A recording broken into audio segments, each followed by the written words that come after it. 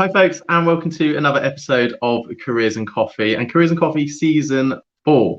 I'm absolutely delighted to be joined by Sophie Alexander, COO of Ipswich Central, to talk a little bit more about reviving Ipswich. So let's bring on Sophie to talk a little bit more about her career. Welcome, Sophie. How are you doing? I'm good, thank you. How are you? Yeah, life's not too bad. But before we kick off, do you have coffee? Absolutely. See, I like guests who are prepared. We're rocking and rolling. New season. We've got Josie in the background doing all the technical wizardry. Let's rock and roll. So why don't you tell me a little bit more about who you are and what you do? Well, that is a question, isn't it? Or a couple of questions in one. Who am I? Well, as you've quite rightly said, I am now the Chief Operating Officer of Ipswich Central. But I am just a normal, average person that actually just wants to do something good and continue the progression of the Ipswich vision in Ipswich, really. Ipswich Central is based within Ipswich, right in the heart of Ipswich as a community. We're here to support businesses, to provide additionality and, you know, just to help support businesses in progression of Ipswich, really. That sounds fantastic. And yeah, what does a typical day tend to be like?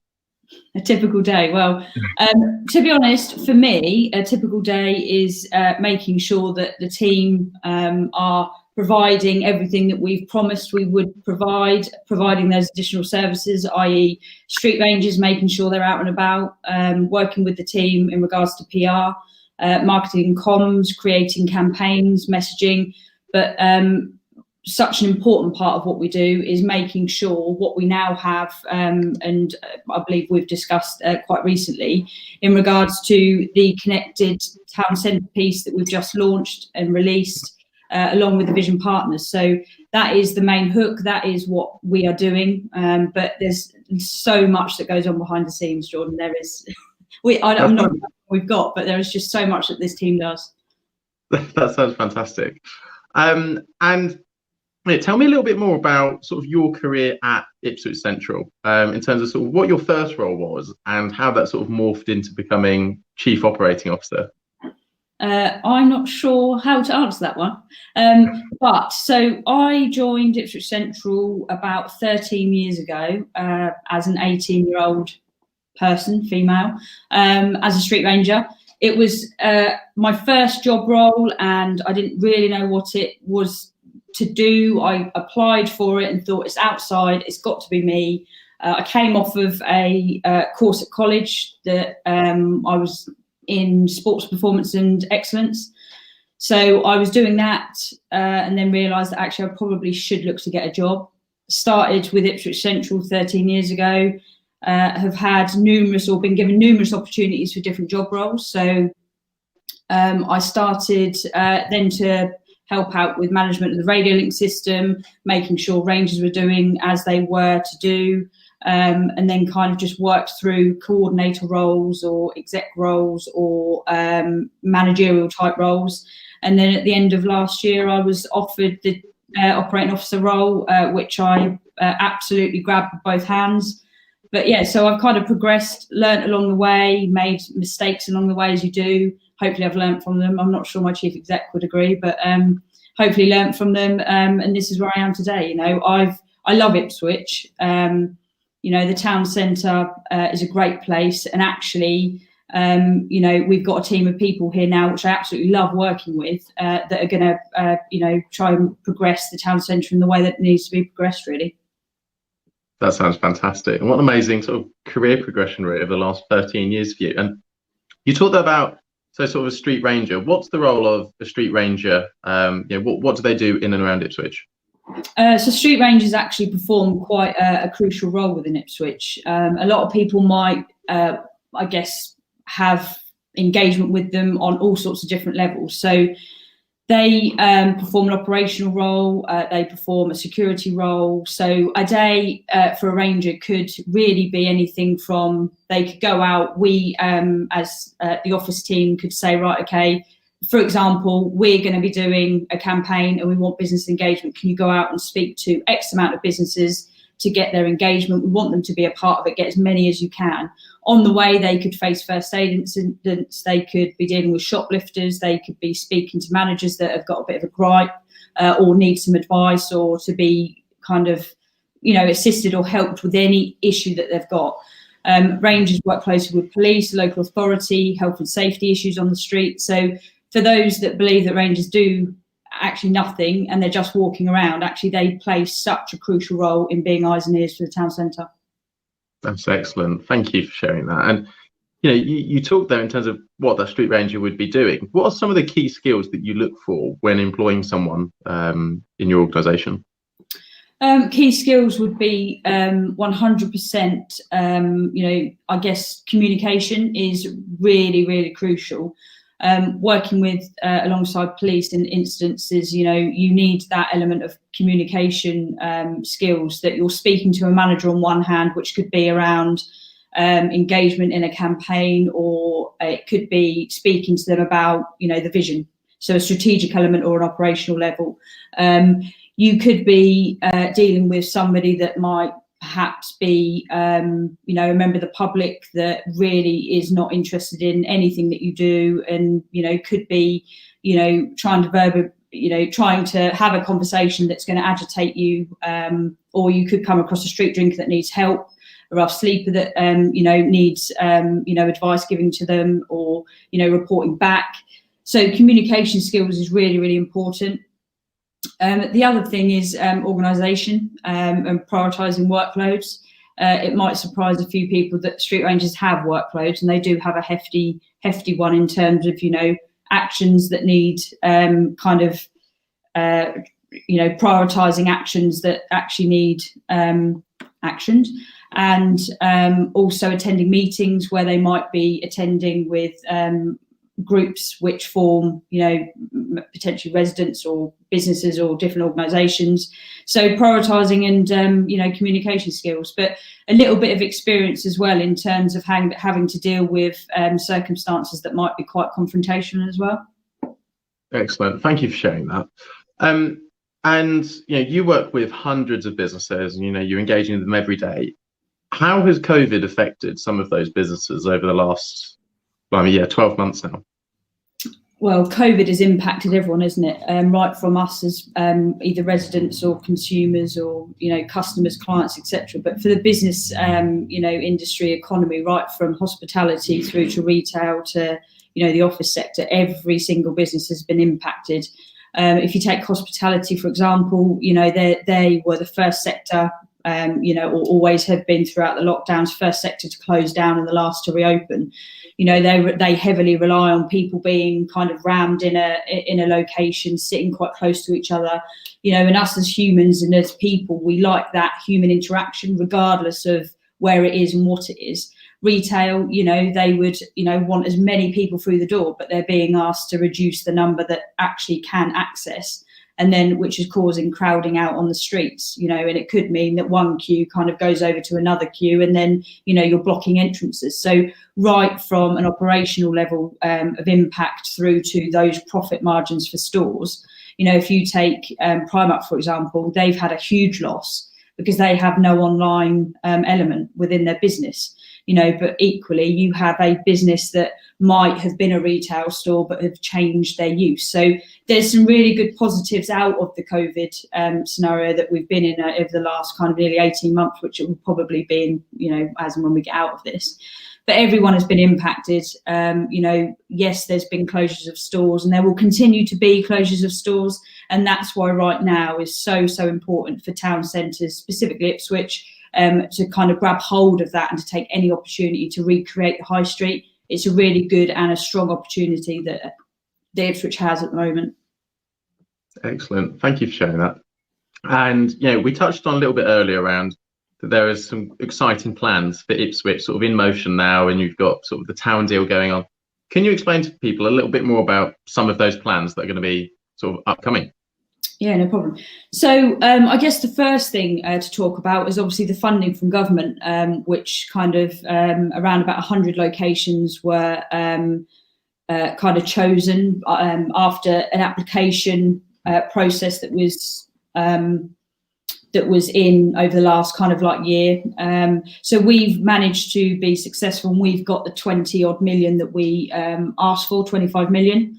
That is made up of a number of projects, which include so much about, infrastructure and particular areas in terms of the projects that we're hopefully going to be involved in. But the two elements that we're hoping to be involved in is a green project, Oasis project, and also the digital project. The digital one, or the digital project that we're hoping to head up and lead on, creating task force, etc., will be, it won't be a quick project, as you can imagine, but if we're sitting here in the next few years and we're having this same discussion about we are hoping to, not look what we've done, then we'll be in a bit of a poor position, but we're hoping that that won't be the case. But digital is such an important thing in terms of giving those businesses that don't have that digital presence but equally being able to connect the town centre via online sources, being able to book via online, Wi-Fi, 5G, AR trails, etc., etc. So it's a huge project, but it's something that actually, if a town centre doesn't look to implement, will be left behind, because everybody has their life on their phone, haven't they? You know, you can access anything, you can book anything, you can call, you know, you've probably got your password saved on it. But, that element is something that we're hoping to lead on. The second part of it, which really kind of pulls everything together, and the reason why we feel that Ipswich is going to be, and is an upcoming place, to be fair, we will put it back on the map, is the vision, or the new vision that we've recently we've kind of upgraded, renewed, updated over the last few months with the vision board partners, because it's important that we obviously make reference to all of the board partners that are behind this. Conference last Tuesday released the updated vision, which hooks around a concept of the connected town centre. It's the 15-minute piece that you might have seen internationally or read about, but it's basically creating Ipswich as a connected town centre. It means that there will be, and there should be, more people living in the town centre, and everything that you possibly could need or want, either to experience or you need via, GP surgery, opticians, etc., healthcare providers, all that sort of stuff, will be within walking distance of a 15-minute area. So it means that, you could get on a train, you can go visit other places, but equally from the train station to Christchurch Park to the university and then back again, you can do that within 15 minutes. Now, that's not saying that 15 minutes is the be all and end all. It just means that actually the concept is to bring in, the town centre, the waterfront area, and just make it more accessible to everybody that either wants to come and live, but equally for those that visit, that work, that obviously, just make it a more accessible place, really.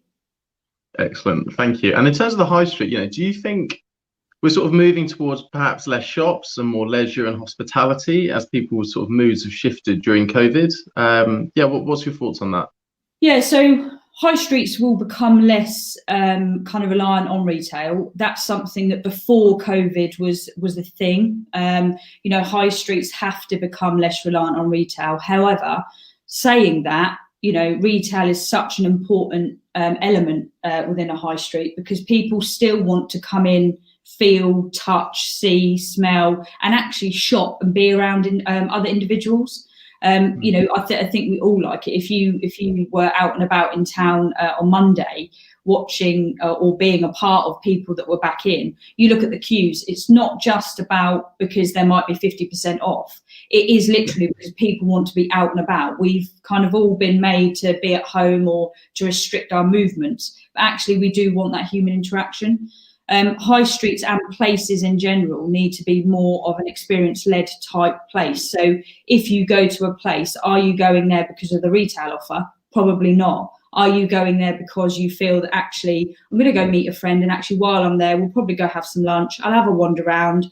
There's an event on that I want to see, and then if I've got an hour or so free, then I'm going to be able to go and shop. So it really does mean that, COVID hasn't caused this. Yes, it's caused probably a bigger impact quicker, but this was already happening. Interesting thoughts on that. Thank you. And we've also got a question in. So when you were in school, did you want to work with the public sector or in security / police? Good question. If I'm honest, when I was at school, I probably didn't know what the public sector was. But to be honest, it does interest me. Probably not quite police, but I did and have always had an interest in emergency services, just to generally to be able to help people. So I guess that probably is the reason I'm in this position, because I generally do want to help people. And actually, if I can help a whole town centre or progress for people to come and enjoy a place, then I guess there's a little bit of a grey link there, but not a direct one. But yeah, I mean, I guess I've always been interested in public services. Yeah. Excellent, thank you. And yeah, what was, just on the theme of school, what was school like for you? Did you get good careers advice? What was it like for you? I enjoyed school, to be fair. I was never someone that really had a group of friends specifically. I always kind of spoke to everyone and anyone that would probably listen to me ramble on, or, I was very much interested in exercise and sport, hence why I went on to do a diploma in sports performance and excellence. And if I'm honest, I always kind of thought I'd probably be in I don't know, a personal trainer or something like that. It's a good job I'm not a personal trainer now, because I would be absolutely useless at it. But no, school was always, I always enjoyed school. I kind of was probably one of those that would read a lot and revise and, be one of those. But no, I enjoyed school. Awesome, thank you. And also, for any young person who perhaps is considering to move to Ipswich to either work or study, what's your advice to them? I would say absolutely do it. Ipswich, is never going to be and should never be compared to any other location in the UK. It never will be, a place where you're going to get crowds and crowds of thousands of people going into, a town centre. It's not a city, but equally Ipswich has its own offerings. But we're always open to understanding actually what is needed to improve the place. So, if you're going to come and enjoy it, obviously have an open mind, but just make sure that you kind of, have done your research and you understand what Ipswich is about. Definitely. Good advice. Thank you. And, what's, I suppose for you, why is Ipswich so important to you? I guess Ipswich is important for me because it's given me a lot of opportunities. Not only have I worked, for Ipswich Central being, I guess, the bid organisation, actually it's kind of opened my eyes up to, it's not just about, a location that you kind of walk around and you think, we get so many bad comments about Ipswich, but honestly, Ipswich is a great place. You just need to kind of have the time to understand it. Everybody will look at Ipswich from their own point of view, which is great. But for me, it's just seeing all of the different elements, and that actually I hope that me and the team can make a difference within a place that, has got such an opportunity to be better than what it is, but also to be a location that people want to come and kind of either live, work, or, to visit and, regularly visit and use Ipswich as a bit of a hub. So it's an important place. I mean, I've spent, in excess of 13 years within this place, living and working. And, it's just important to me, to make the place as the best it can be for everybody that wants to experience it in their own way, really. Excellent. Thank you, Sophie. And we've got another question in. So how do you recognise someone as being a street ranger? Well, so they're dressed in red. They have they're red and black in terms of their uniform colour. Hopefully, if you're in and around town, then you can kind of recognise them by the uniform. But if you've got any comments on that to make them stand out even more, please ask and mention it. Because I've always tried to get them out wandering with the boards, the sandwich boards, but they're not having any of it. I can't imagine why. Awesome, thank you. And one last question before I let you go. Sophie, yeah, if you had to give some advice to the younger Sophie back when you were at school, what advice would you give her? It would be to have an open mind in the career path that you want to take. Any opportunities that's given, grab hold of them. But most importantly, just work hard, because actually making mistakes is great. I've made a lot, but I've learned from them. Trusting in the team that you work with. But yeah, it's just working hard, really. Probably having a little bit more of an understanding in the direction you want to go, so you can kind of hone in on, educational pieces that you want to kind of hit and pick up on. But certainly it's just work hard and absolutely grab hold of those opportunities when they arise. Excellent stuff. Sophie, thank you so much for joining, and good luck. Keep on reviving Ipswich. Brilliant. Thank you, Jordan. Cheers. So folks, Sophie Alexander, COO of Ipswich Central. Really, really interesting to get an insight in terms of their work to revive Ipswich. So huge thank you, Sophie, for joining us on Careers and Coffee, and for the first episode as well. On Thursday, we're back again, 4:30 till 4:50 p.m. And we'll be talking to Kathy Frost. She's the owner of Love One, based in Ipswich. Again, talking about the high street, and also what was it like inviting some of her first customers back. So looking forward to seeing you again on Thursday. Thanks for watching.